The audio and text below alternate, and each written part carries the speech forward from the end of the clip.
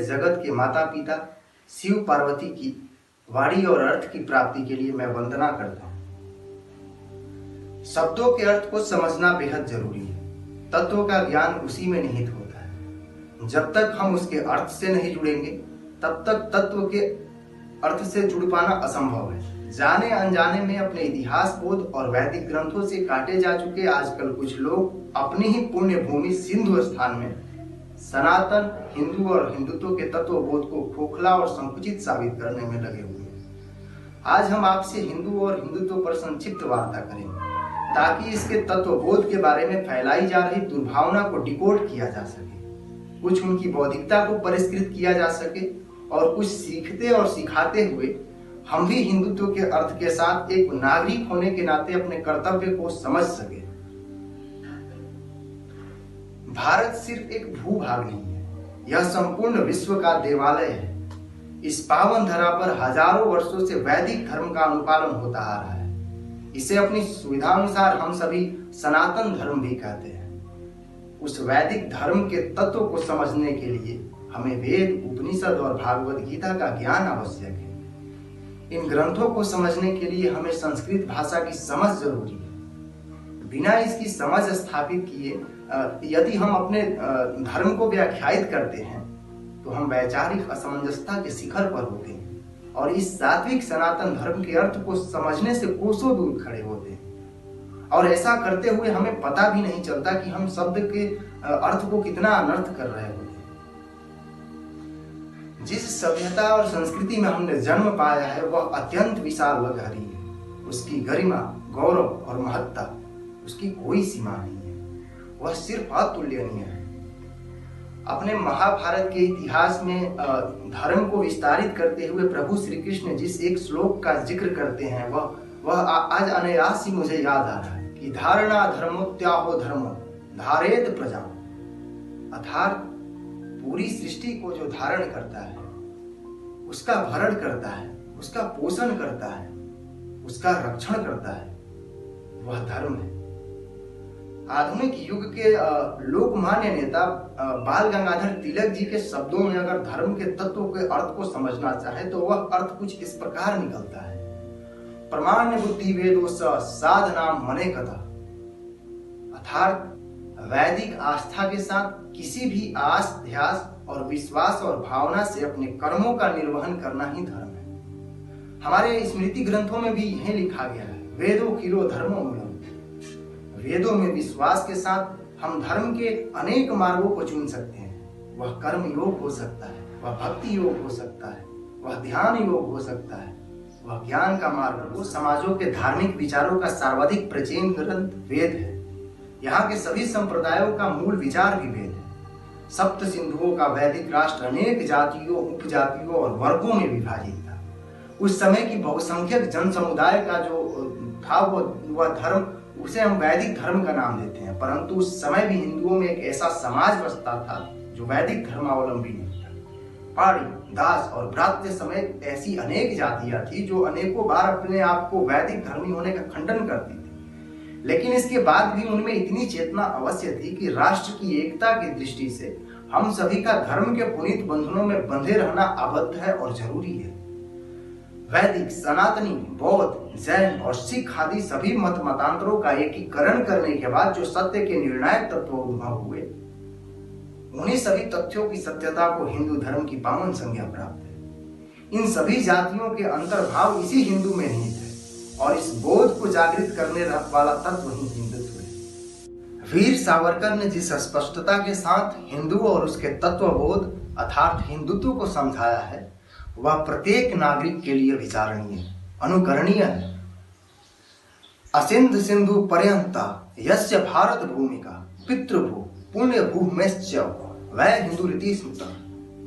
सामान्य अर्थ में हिंदू धर्म के भाव को समझने के लिए हम ऐसे समझें कि सिंधु नदी से लेकर हिंदू महासागर तक समाये हुए सभी नागरिक, सभी प्रजाजन जो इस पुण्य भारत भूमि को अपनी पितृभूमि मानते हैं उसे हिंदू कहा जा सकता है।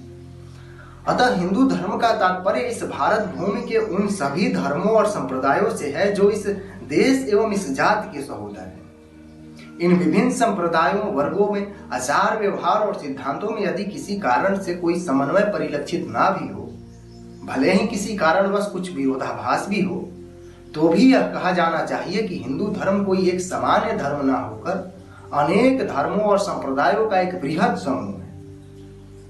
अतः इस सिंधु भूमि में जन्मने वाला हर एक नागरिक हिंदू है और इस हिंदू भाव को जागृत करने वाला तत्वबोध ही हिंदुत्व है। जब हम किसी शब्द को तत्व के शब्द के साथ परिभाषित करते हैं तो प्राथमिक रूप से या मुख्यतः हमारा मतलब सिर्फ सत्य का अन्वेषण हो जाता है। हिंदुत्व सत्य के नींव पर खड़ा एक ऐसा तत्व है जो सर्वसमावेशी है। हिंदू होने का सर्वप्रधान लक्षण यह है कि वह व्यक्ति इस असिंधु सिंधु पर्यंत विस्तृत भूखंड को अपनी मातृ एवं पितृभूमि के रूप में मान्यता देता, उसी के ऋषियों और पूर्वजों की यह पुण्य भूमि हो और इस हिंदुस्तान की दिव्य धारा में जहां उसके युग प्रवर्तक संतों महर्षियों ने ईश्वरीय ज्ञान की उपलब्धि की हो और जहां उनके हृदय में मानवीयता के बीज अंकुरित हुए।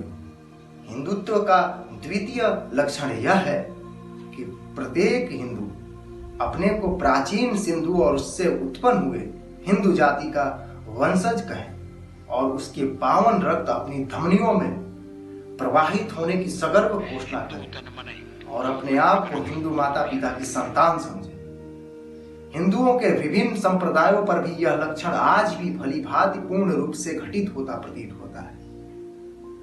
वैदिक काल या बौद्ध, जैन आदि संप्रदायों के उदित होने के समय या फिर इसके बाद भी अगर हम आधुनिक काल में देखें, जब चैतन्य, चक्रधर, वासव, नानक और महर्षि दयानंद भी हिंदू धर्म के समय जो वैचारिक क्रांतियां हुई, उस प्रत्येक क्रांति की बेला में उपलब्ध हुई सर्वोच्च आनंद की जो अनुभूति है, जो भाषा है, जो लाक्षणिक शब्द है, उनकी सभी अभिव्यक्तियों पर, भाषाओं पर और शब्दों पर और उसके तत्व ज्ञान पर या उसके मान्य सिद्धांत पर हमारी हिंदू संस्कृति की अमीट छाप है, जो कभी नहीं मिट सकती। कोई तलवार और आक्रमण उसे मिटा नहीं सकेंगे। सिंधु नदी से लेकर हिंद महासागर के कण कण तक का यह सिंधु स्थान हमारे लिए पुण्य भूमि है। यह इसलिए है क्योंकि इस भूमि में हमारे धर्म प्रवर्तकों ने जन्म लिया और इसी भूमि में हमारे वे ऋषि उत्पन्न हुए जिन्होंने वेदों के मंत्रों को सर्वप्रथम सुना।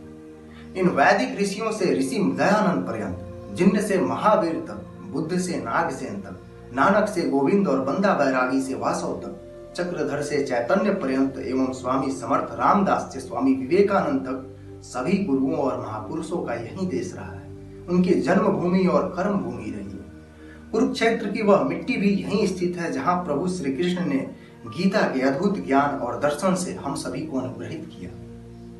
इस भूमि के प्रत्येक कण कण में हमारे महापुरुषों की पदचाप प्रतिध्वनित होती रही है। इस भूमि की प्रत्येक सरिता पावन है और उसने इसकी वन संपदा के संवर्धन में योगदान दिया है। हमारे महान पूर्वजों और ऋषि मुनियों ने इसी नदियों के तट पर बैठकर तरुल कुंजों की शीतल छाया तले ध्यान मग्न होकर मानवीय जीवन और आत्मा, परमात्मा एवं ब्रह्म सरिक अनेक गुणतम रहस्यों का विवेचन किया है। इसी भूमि की प्रत्येक गिरि कंदरा में कपिल और कणाद, व्यास और बुद्ध तथा शंकराचार्य की स्मृतियां अंकित हैं। इस पावन सिंधु स्थान पर कहीं भागीरथ की राजधानी भी रही है। इस भारत भूमि के यमुना के बंसीवट पर खड़े होकर ब्रजनंदन कृष्ण ने अपनी विश्व मोहिनी मुरली से सुमधुर संगीत प्रवाहित किया और यहीं उनकी मुरली की मधुर तान सुनकर गोकुल के ग्वाल बाल आनंदित होकर झूम उठते थे। यहीं स्थित है वह बोधि वृक्ष, तो तपोवन भी यहीं स्थित है और महावीर ने जहां निर्माण पाया और गुरु नानक ने जहां सत्संगत गगन थाली रविचंदन दीपक बने की आरती गाया, वह भी यहीं स्थित है। इसी धरती पर जन्म ग्रहण करने वाले महाराज गोपीचंद ने राज्य सिंहासन को ठोकर मारकर सन्यासी का वेद धारण किया और अपने हाथ में भिक्षा पात्र लेकर दर दर पर मैया भिक्षाम देही की आवाज लगाई। यहाँ बंदा बैरागी के पुत्र का वध उसके सामने ही बोटी बोटी काट कर किया गया और जब उस वीर ने इस पर भी हिंदू धर्म का त्याग स्वीकार नहीं किया तो उसके मुख में उसी के वीर बालक का रक्त से डूबा हुआ हृदय बड़ा ही क्रूरता सहित ठूंसा गया। हे भारत माँ, हे मां वसुंधरा, तुम्हारे कण कण में किसी न किसी महात्मा की पुनित गाथा अंकित है।